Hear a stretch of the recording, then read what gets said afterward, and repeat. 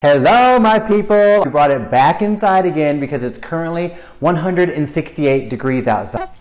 I'm here to talk to you about a very popular houseplant, Dracena. Whenever I look at this plant, it just says to me, drama! Very sharp leaves, slender and almost like snaky. The really cool thing about Dracena, it can dwell in low light or high sunlight, likes very well drained soil. Water it about once every 2 weeks. 40 different types of Dracena. This, for example, is a Dracena tree that will get up to about 10 feet tall. Dracena makes a great focal point for your space, and it also helps to purify the air. Only thing I don't like about Dracena, and you have to know, if a piece of Dracena is ingested by your fur baby, it's actually toxic to dogs and cats. If you are a pet-free household and you want to add a little bit of drama to your living space, make it Dracena. I'm Banken. We'll see you next time on Green Tea Time.